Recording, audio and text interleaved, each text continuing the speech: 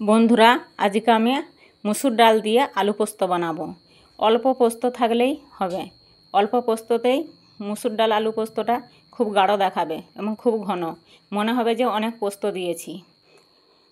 তার জন্য আমি নিয়ে নিয়েছি অল্প পোস্ত, কাঁচা লঙ্কা এবং একটু আদা কুচি।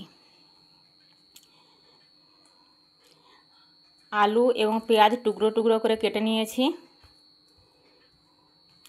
আমি নিয়েছি চন্দ্রমুখী আলু আর মুসুর ডালটা আগের থেকে ভিজিয়ে রেখেছিলাম। দেখুন, ওটা আধ ভিজা হয়ে গেছে। এবার একটা বাটিতে নিয়েছি তেল। পোস্তটা বাটা হয়ে গেছে।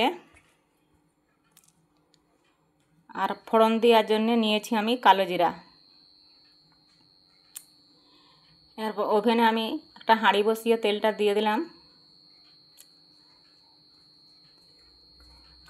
এরপর কালো জিরে ফোড়ন দিয়ে দিচ্ছি, আলু দিয়ে দিচ্ছি।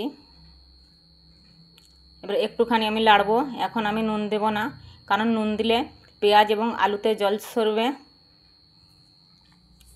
নুনটা এরপর নুন, লঙ্কা গুঁড়ো আর জিরে গুঁড়ো দিচ্ছি।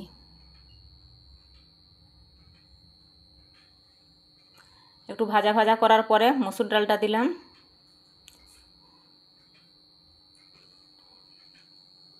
মুসুর ডালটা দেওয়ার পর এটাও আধ ভাজা করে নেব। একটু ভাজা ভাজা করলে টেস্ট হবে খুব। এবং এটা এত সুন্দর খেতে, মাছ মাংস ডিম লাগবে না, এটা দিয়েই ভাত খাওয়া হয়ে যাবে। খুব টেস্টি খাবার। এরপর জল দিয়ে দিচ্ছি।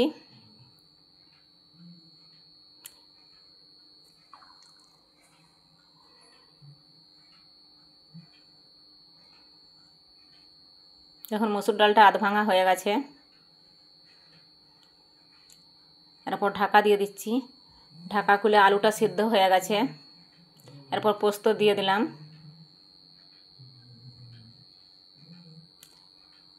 এবার বাটিটা ধুয়ে জলটা দিয়ে দিচ্ছি আমি।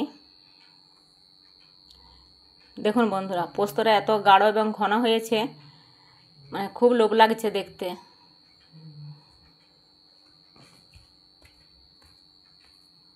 আমার ভিডিওটা ভালো লাগলে লাইক, কমেন্ট এবং সাবস্ক্রাইব